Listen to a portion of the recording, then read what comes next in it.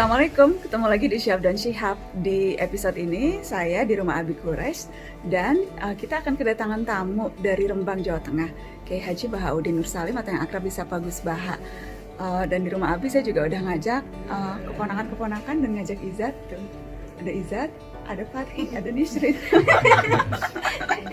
Seru banget, kita mau ngobrol-ngobrol sama Abi, sama Gus Baha, dan kita juga udah nampung pertanyaan dari teman-teman. Pertanyaan ada yang masuk banyak banget, jadi nanti mudah-mudahan sempat kita sampaikan ke Abi dan ke Gus Baha dan kita jawab sama-sama.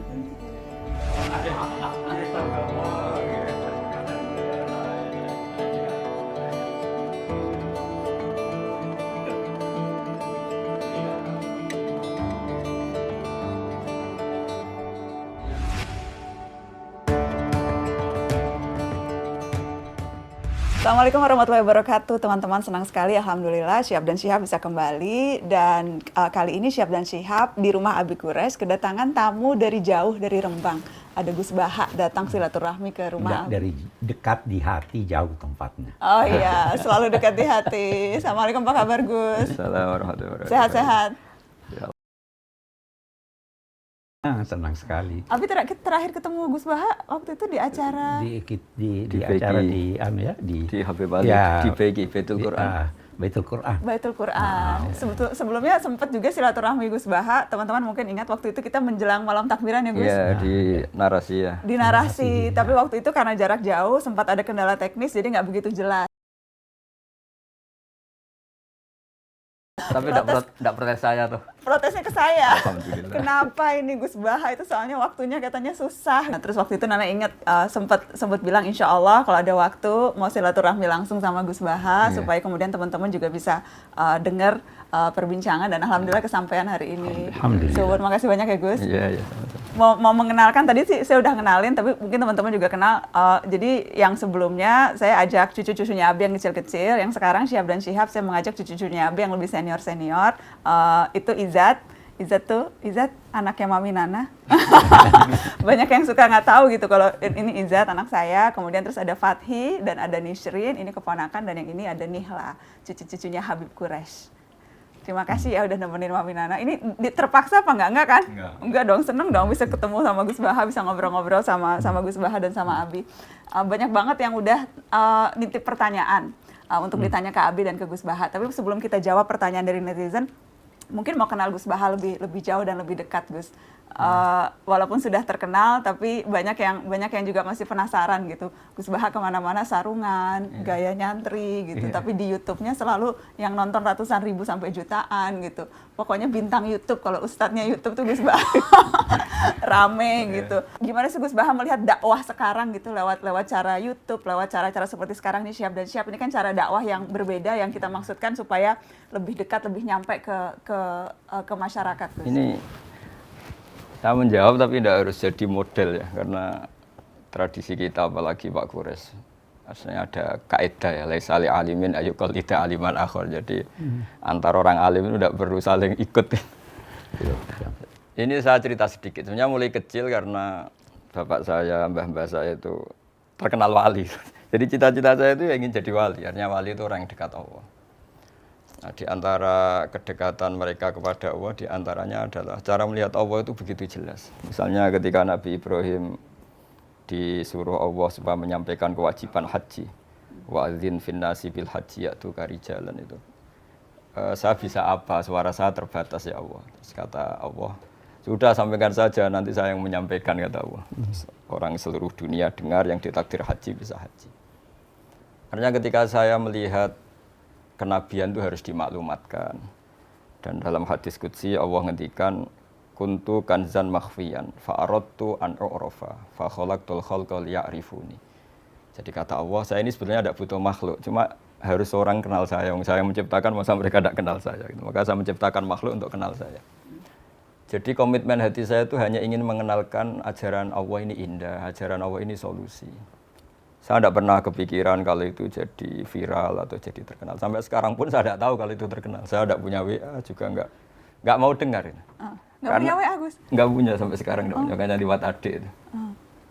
Akhirnya ketika dengar-dengar katanya saya terkenal, banyak yang ngaji itu, terus ingat cerita Nabi Ibrahim tadi Pak Quraisy, bahwa Allah lah yang menyampaikan itu. Iya. Sehingga nggak perlu jadi beban saya harus parlente atau harus gaya, harus apalah. Ya saya tetap biasa seperti ini. Karena ini pakaian yang saya kenal, saya merasa nyaman. Syukur-syukur ini mewakili bilisani kaumi karena saya orang Indonesia. Bisa lagi gitu. Jadi sudah lengkap. Tapi yang jelas itulah kira-kira. Jadi keinginan saya menerangkan hukumnya Allah itu enggak saya ingin dikenal, tapi supaya hukum Allah itu dikenali, difahami. Contoh yang paling mudah banyaklah dosen-dosen Jogja ngaji saya itu termasuk UGM. Kemarin UGM juga ngaji saya sebelum narasi ya. Itu saya mungkin barokahnya baca banyak ya. Mungkin Pak Kures lebih tahu saya baca banyak. Saya menghidupkan ilmu-ilmu Al-Quran yang mungkin orang lain sudah nganggap itu enggak penting. Yaitu tadi, bahwa kebenaran itu dimulai dari diperkenalkan. Yuzhirahu ala dini kulli. Jadi orang tahu kalau itu bidan ya karena ada tulisan ini bidan, ini dokter gigi, ini toko apa ya, Onderdale, toko TV. Kenapa kita tidak memperkenalkan Allah? Padahal Allah ini zat paling penting. Makanya banyak ulama mengartikan illa liya'budun illa liya'rifuni. Sebab mereka kenal kami, kenal Allah. Sehingga saya nyaman saja ketika terkenal apa tidak terkenal, ketika saya sudah memaklumatkan ilmunya Allah, sudah menghilangkan dosa kitmanul ilmi, ya sudah saya nyaman. Sehingga saya dengan tanda kutip nggak mau lagi dengar apa orang nerima apa enggak, cocok apa enggak, karena terus jadi lucu saja kalau di dunia wali kedikte makhluk. Karena tadi cita-cita saya ingin jadi wali, entah sudah kesampaian tanda. Jadi terbiasa nggak boleh didikte makhluk. Kalau Allah merintahkan nerangkan, ya nerangkan saja, nggak usah tersiksa reaksi publik kayak apa. Tapi keinginan itu berarti dari kecil? Karena memang karena tradisinya seperti itu. Tradisinya kan kalau ngaji, mungkin Pak Kures lebih tahu, kitmanul ilmi itu dosa, menyembunyikan ilmu itu dosa. Kalau ada ilmu harus diajarkan. Sehingga ketika saya mondok di Sarang sudah banyak satu kelas saya yang kalau ketemu saya itu cium tangan, tak tanya kenapa. Ya karena saya ngaji jenengan. Karena perasaannya santri gitu kalau iya, kan, selalu. perasaannya gitu. Tapi sebetulnya berangkatnya ya dari kewajiban itu. Ketika Kiai Hamid Pasuruan terkenal lali, Pak Kures tahu banyak Kiai Hamid Pasuruan itu kan sepupu sama mbah saya. Itu ketika beliau terkenal banyak yang sowan, banyak yang menghormati. Beliau itu menangis. Ketika ditanya sama Bapak, kenapa engkau menangis? Saya ini soleh itu untuk diri saya sendiri. Saya sering jamaah, sering melakukan kebaikan untuk diri saya sendiri. Tapi kenapa mereka menghormati saya? Jangan-jangan ini mendikte saya untuk sudah dari ingat Allah betul, sekarang harus ingat makhluk itu. Tapi kembali lagi mereka umatnya Rasulullah SAW yang harus dibina, yang harus didekatin. Sehingga mereka ya nyaman lagi atas perintah Allah itu. Ya kira-kira gitulah, setidaknya pas saya baik, pas Bikol bin Salim itu cara berpikir saya seperti itu. Tapi ya saya manusia mungkin kadang-kadang kebawa euforia atau tertekan atau nervous. Tapi itu bawaan manusia. Kalau secara ilmu saya seperti itu, nggak lebih nggak kurang. Ya saya kira demikian. Ya, Ada dua tadi ingin komentari ini. Yang pertama, jangan beranggapan bahwa wali, kita biasa dengar ya wali, itu syaratnya harus ada kekeramatannya. Kekeramatan itu artinya ilmu. Ya kan, waktu Adam diciptakan itu diberi ilmu, malaikat sujud. Sujud karena dia punya ilmu. Karena itu kata Imam Ghazali, illam yakunil alim wal wali falastu adri manil wali. Kalau bukan orang alim itu yang dinamai wali, saya tidak tahu lagi siapa wali. Nah, sekarang banyak orang tuh hubung-hubungkan ada keramatnya ini. Itu ada, tapi bukan itu syaratnya. Syaratnya itu ilmu, diamalkan, dan tadi yang kedua, wa ma 'alaika illal balagh. Tugasmu hanya menyampaikan. Nah, penyampaian yang menjadikan orang simpati, yang menjadikan orang hormat, yang menggambarkan sifat-sifat Tuhan, sifat al-jamal, sifat keindahannya, sifat kebaikannya. Jangan tonjolkan sifat-sifat Tuhan yang Jalal. ya, jangan sifatul jalal ya, tapi istilahnya. sifatul kamal wa sifatul Jamal. jamal. Nah, ini yang sebenarnya yang dipraktekkan Pak Gus Baha ini. Jadi tidak peduli orang la yakhafuna laumata laim. Iya, iya.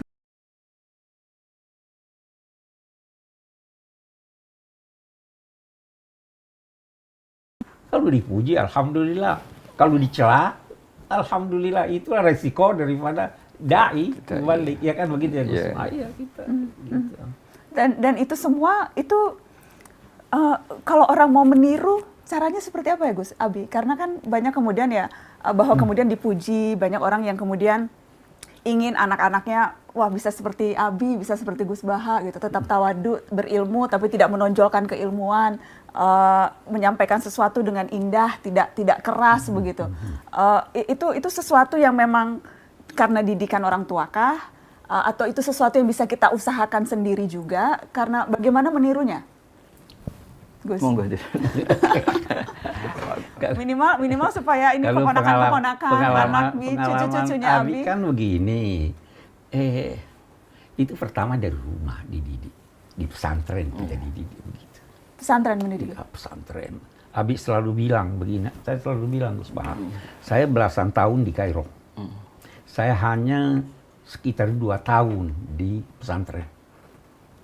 Tapi yang pertama, hubungan saya dengan guru saya itu sampai sekarang masih ada. Perlu dikasih tahu gurunya siapa? Habib Abdul Habib Qadir Abdul Qadir Bil Faqih Malang. Habib Darul Abdul Hadis. Qadir itu kalau Abi ada sesuatu yang ini, Abi mimpi dia. Jadi ada hubungan. Kenapa itu? Karena dia ikhlas. Keistimewaan pesantren itu guru-gurunya ikhlas. Kalau kita di ini barangkali pertimbangannya kum atau kam. Iya kan? Itu jadi dan di rumah. Itu dari pendidikan, keikhlasan mengajar, keikhlasan ikut, hormat. Apa yang Abi ingat di pesantren 2 tahun Abi di pesantren, tapi mengingatnya bahkan lebih dari belasan tahun Abi di Kairo? Iya, yang paling Abi rasakan itu keikhlasannya. Menegur tanpa marah.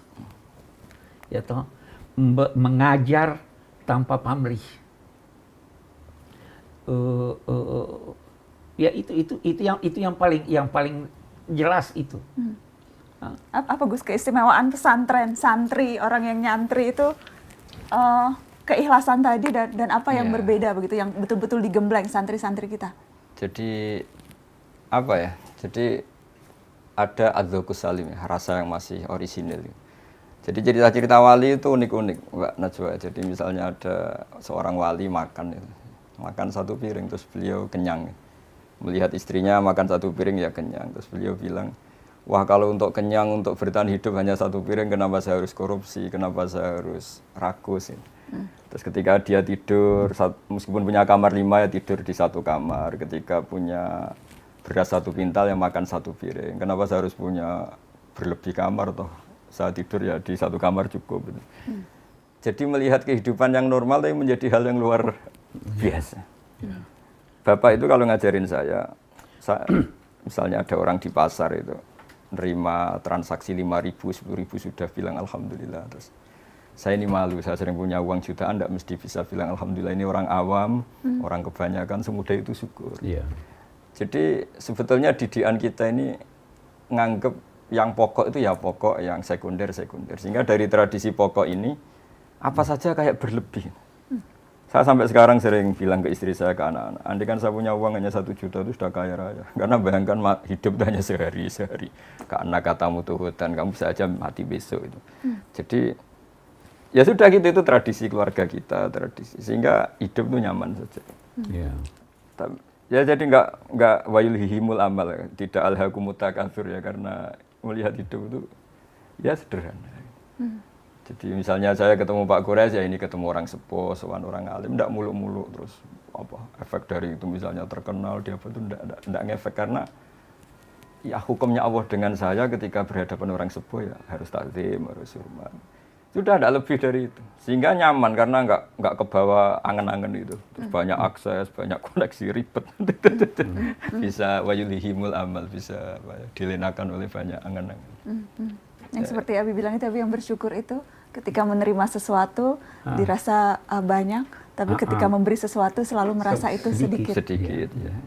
Nah, masih ingat Itu arti syukur. Jadi masyhur itu maqalla wa kafa khairun mimma katsura wa alha. Jadi sedikit tapi cukup, lebih baik banyak tapi wa alhama. Jadi kan kita lupa Karena diri. memang sebenarnya kebutuhan kita tidak banyak. Kebutuhan kita tidak banyak. Itu ada orang pernah merasa sedih kehilangan jabatan. Dia dipanggil. Coba lihat banyaknya orang nggak punya jabatan masih ketawa. Tahu ya betul. Ya kan? Coba lihat banyaknya orang yang miskin masih hidup bahagia. Penyebabnya kamu sedih itu dirimu. Coba lihat setelah beberapa lama kamu kembali normal. Iya. Jadi kita itu sebenarnya. Nah, hal-hal yang begini yang diajar di pesantren. Boleh jadi itu tidak diajar di universitas. Ya. Nah, itu sebabnya kalau dalam agama akal harus diasah.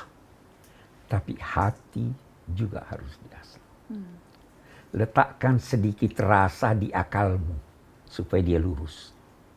Letakkan juga sedikit akal di perasaanmu supaya dia di pesantren itu saya nggak tahu sekarang ya toh tapi yang saya alami begitu.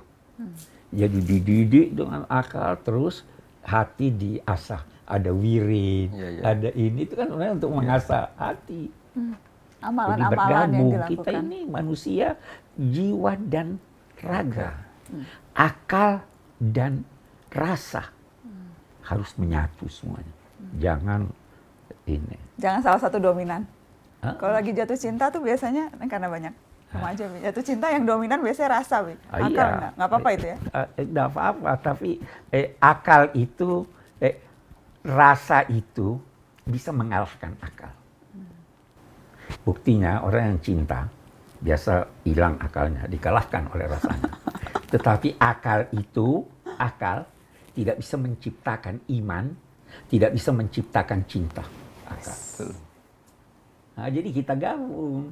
Akal dan rasa. Iya kan? Iya. Akal tidak bisa menciptakan cinta. Nggak bisa ya? Iya. Bisa membenarkan cinta. Membenarkan. Tapi diciptakan oleh rasa. Diciptakan Ini oleh bisa rasa. satu episode Bagaimana soal cinta. Menurut Abi dan Gus Baha. Iya kan? Iya, Itu iya. asa, itu rasa. Pemain bola kan itu akal dan rasa ya. Iya, kakinya itu merasa. Tapi dia berpikir, ada taktik, ada ini segala. Nah, itu gabungan. Oke. Ini soalnya jago bola ini. Oh iya. Dia pernah ke Inggris untuk latihan bola. Ya. Idolanya siapa? Bintang idolanya? Aku fans Chelsea, Habib. Oh, Chelsea. Tapi kata tetangga-tetangga saya itu hebat itu Indonesia, nggak pernah dikalahkan Brazil. Jadi tim-tim besar pernah semua dikalahkan Brazil. Kalau Indonesia enggak pernah. Karena nggak pernah main berhasil. Gus Baha ngikut bola? Ya seneng dengerin orang yang seneng aja. Kalau saya sedang nonton. Tapi Gus Baha hobinya apa jadi? Hobi seneng yang jelas. Senang. Apa Jadi yang bikin bapak senang? saya itu dulu ngajarin seneng itu sederhana. Kalau ada orang awam tadi ceria di warung, padahal mereka banyak masalah. Kadang sampai saking penghormatannya bapak pada orang seneng tuh kalau manggil santri, sedang guyon atau apa, nggak jadi. Kata beliau, orang-orang miskin seneng itu mewah, nggak usah diganggu. Kalau ada kiainya kan sungkan. Sampai sekarang saya keterusan, kalau santri sedang guyon gitu, saya mau lewat nggak jadi. Takut kalau ada kiainya langsung dimu. Jadi sengaja ya Gus? Ya, karena Malah seneng. nggak mau merusak kebahagiaan. Tapi Iya. ngeliat Gus Baha pasti seneng lah. Masa ngeliat Gus Baha terus nggak jadi ketawa? Nggak kan sungkan itu. Sungkan ya? Iya, ada orang yang sungkan begitu. Makanya guyonan paling saya kenang di pondok itu, di pondoknya Mbah Maimun itu. Gus kalau soleh jangan soleh-soleh banget. Kenapa? Nanti saya surga dengan Mbah Mun. Nggak enak sungkan. Kita nanti tetap bertemanan aja, sekelas kita aja, ngopi-ngopi bareng gitu. Surganya yang level lebih bawah Iya, dikit lebih lah. bawah. supaya Nanti nggak- kalau supaya kangen nggak Mbah tegang. Mun soan nih, tapi jangan setingkat kata. Jadi itu pesantren. Jadi guyon yang ringan, ilmiah tapi bikin ceria. Jadi itu kan kayak zaman sahabat ada Nuaiman, di khazanah kita ada Abu Nuwas ya, Iya. atau Abu Nawas. Itu ceria. Jadi ringan tapi mendidik. Jadi di antara kenangan saya di pesantren itu kalau antri di kamar kecil itu, Yang paling dihormati di pondok itu kan 2 Gus sama Kiai. Tapi Gus itu anaknya Kiai. Sehingga kalau antri itu ditanya, dok, nggak usah ditunggu, saya Gus. Maksudnya supaya nggak didok karena antri. Terus kata yang dok, samalah Kiai. Untuk menteror itu. Jadi apa ya, suftoh kalau dalam bahasa habaib atau mizah itu ceria sekali. Nah ceria itu di kitab Ihya diterangkan Qutbuddin al-istilzat bil mubahat itu Qutbuddin. Nanti pada akhirnya menikmati hal yang dibolehkan Allah itu punjeri agama, itu pokok beragama. Iya. Karena kita ini sudah capek. Jadi kalau saya misalnya sampai sekarang saya tiap pagi masih sering jalan-jalan sama putri saya yang SD kelas 1 terus. Karena saya bilang ke istri saya, kayak apa celakanya kita kalau bahagia nunggu nyuwun sewu maksiat dulu, harus melakukan hal yang buruk. Allah menyediakan sekian kesenangan dari hal-hal yang dibolehkan, misalnya mencintai anak, cucu, mencintai teman. Dan itu guru-guru kita ngajari itu, sehingga rata-rata kiai itu suka guyon, suka santai, supaya mencukupkan diri, tidak perlu senang dengan hal-hal yang dilarang oleh Allah. Dan itu Karena itu di kalangan orang-orang tasawuf, orang-orang fikih yang paham, menyanyi itu anjuran. Iya. Ya karena itu menyenangkan kan. Ya itu Habib Soleh Tanggul itu, karena lagunya menggugah hati, kalimat-kalimatnya mencerahkan. Yang tidak boleh itu kalau nyanyiannya lenggak-lenggok yang tidak benar, liriknya salah, itu yang tidak boleh. Tapi kalau liriknya bagus, itu ya, hati itu menjadi senang kalau mata melihat yang indah, telinga mendengar yang indah. Dan itu melahirkan dorongan untuk bergeraknya fisik. ya, Kalau dengar lagu dangdut bagaimana? minimal jempol goyang. Iya, paling tidak tangannya begini. Pengaruh nyanyian suara ke ini. Nah, itu sebabnya dilarang bersuara keras. Jangan teriak-teriak. Inna angkaral aswati la sautul hamir. Jangan teriak-teriak. Nah, kita diajar tuh di pesantren. Bicara depan guru, jangan suaranya keras. Itu yang diajarkan kita. Ya toh? Dan itulah kemudian yang mempengaruhi Dan itu yang mempengaruhi. Apalagi kalau ustadznya, kiainya ikhlas. Itu aja. Kunci saya di sana. Iya, ikhlas. Ikhlas. Abi, kan sempat ada juga yang tanya ke Nana, waktu itu juga tanya ke Abi.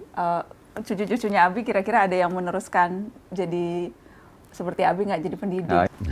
Ini kan sekarang kan mereka belajarnya kan belum ada yang spesifik belajar agama. Abi, apalagi Nana kan juga nggak, Bi, Kaela juga nggak gitu, Ahmad, Caca, Hala gitu. Abi ada rasa kecewa nggak? Tidak. Walaupun kita nggak meneruskan. Walaupun. Abi prinsipnya mendidik itu mengembangkan bakat anak. Nana dulu waktu mau ke Amerika masih ini, pesannya Abi masih ingat apa? Masih. Apa? Salat nggak boleh ditinggal. Salat tidak boleh tinggal. Saya dulu dikritik orang, kenapa biarkan dia itu salat. Mendidik, kembangkan bakat. Saya selalu bilang, Jido bilang apa tentang pemain bola? Ini kan hobi bola. Gimana? Masih ingat? Muhammad Salah bagaimana? Jido bilang. Saya selalu bilang begini, itu pemain bola Mesir. Yang dari Mesir.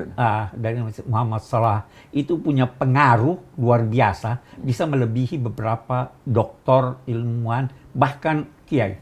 Kayak Zainuddin dulu, Zidane. Iya. Yazid Zainuddin.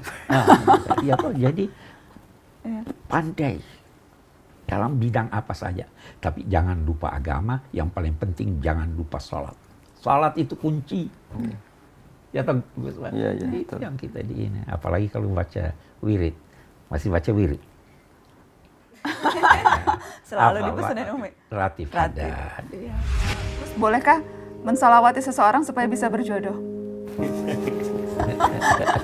Kalau kita sudah berusaha mencari calon istri tapi belum berhasil, dapat putus, apakah tandanya kita harus pasrah, Gus?